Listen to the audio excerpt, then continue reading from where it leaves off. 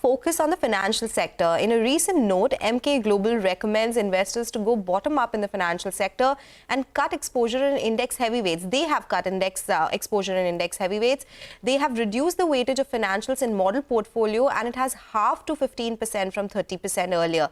To discuss this and more, we have Seshadri Sen, the head of research and strategist at Emkay Global, joining us now. Mr. Sen, good afternoon. Thank you so much for joining us.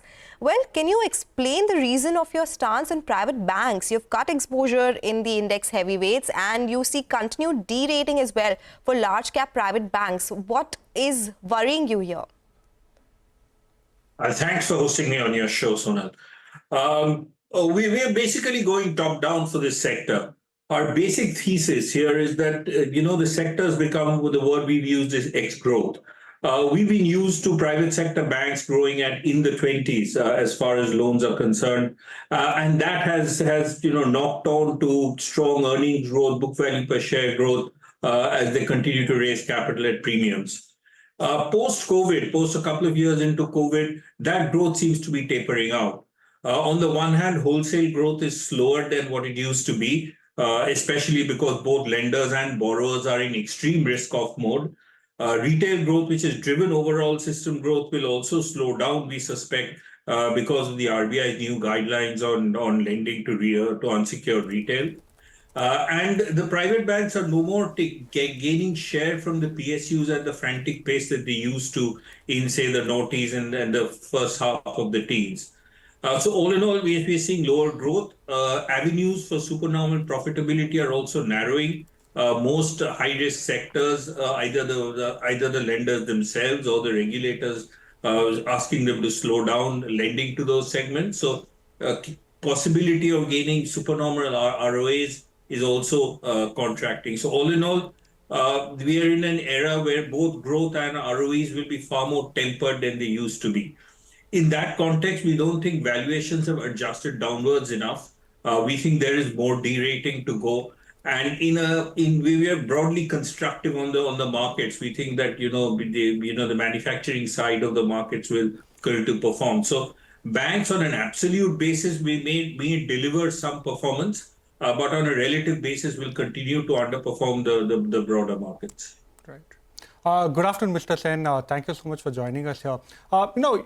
In your note, you've also mentioned that while you're not quite constructive as far as private banks are concerned, something that you've mentioned and you've also given us the reasons for, you're also not very positive when it comes to the PSU banking space. So you're underweight as far as the entire banking pack is concerned. Do you feel that valuation gap between PSUs and private banking, you think that particular trade has largely played out? Yes, I think the macro trade in terms of the re-rating of the PSU banks has largely played out.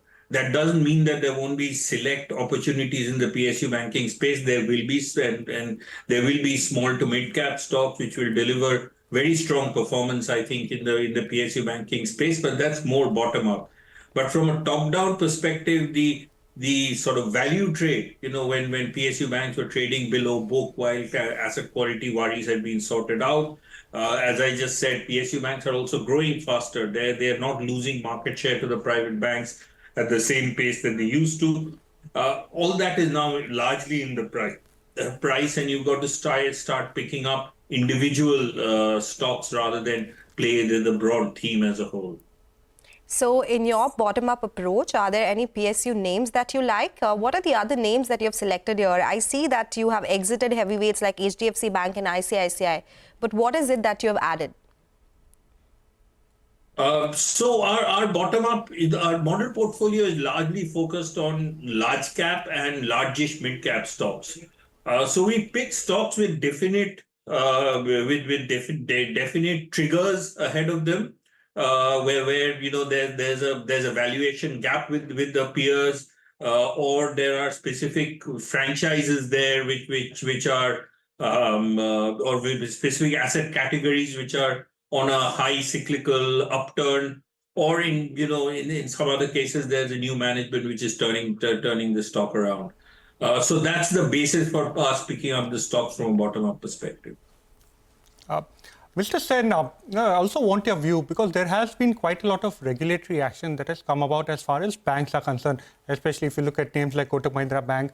Also, there have been some curbs that have been introduced in terms of lending to the infra space. How do you see that impacting loan growth as well as margins for FY25, and who do you think will be more impacted?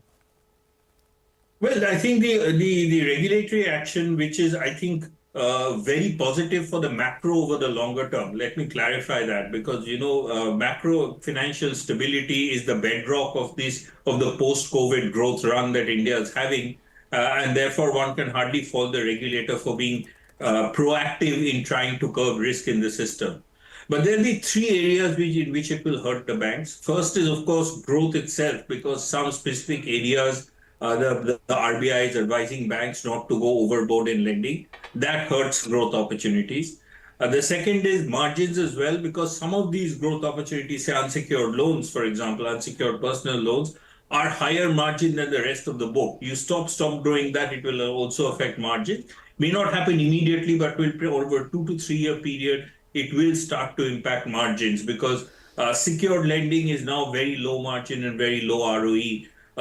Given the competition that is there in that space.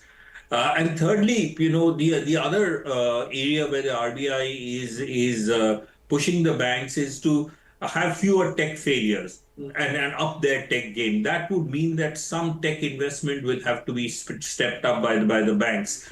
And I'm not sure that this is completely in the analyst forecasts and in the estimates. So you could see some cost income pressures as well start to come through as the banks ramp up their tech investments. And that is something that you've mentioned in greater detail in the report as well. You have spoken about some pressure coming in on CASA ratios across the sector, and that is because of higher awareness and ease of digital transactions. Do you think that is a structural change and that would continue to put pressure on CASA ratios, or there could be some reversal here? On that, actually, most of it is cyclical because, in their inflation combating stance, the RBI has kept liquidity fairly tight. And since for most part of CY24, you've seen liquidity, bank liquidity being short at, in a +1 standard deviation zone. In that context, banks are stressed out for liquidity, and that has an impact on CASA ratios as well. So on that is one which is cyclical. Once we get to the easing part of the cycle, though we don't have visibility on when that starts, our view is that probably this year the RBI will remain tight on liquidity. But in that area, that's cyclical. So some of that, I think, over the next 12 to 18 month period will start to ease, and some of those numbers will start to look good. But just a word of warning, at the top end of the cycle, when rates start falling, given the construct of balance sheets, mortgages will drop first. And in the short term, you could see some margin pressure. It will be short term, it will be transient, but that may be a bit of a short-term shock to the system, not happening immediately, probably sometime in calendar 25. Well, thank you so much for your time, Mr. Sen. It was a pleasure having you. We'll have you once again, once maybe you turn a little bit more constructive on the banking pack. But, that's the time we have for this particular conversation. We'll slip into a short break. When we return, we will be joined by the management of Atul Auto to discuss the quarter gone by. Stay tuned.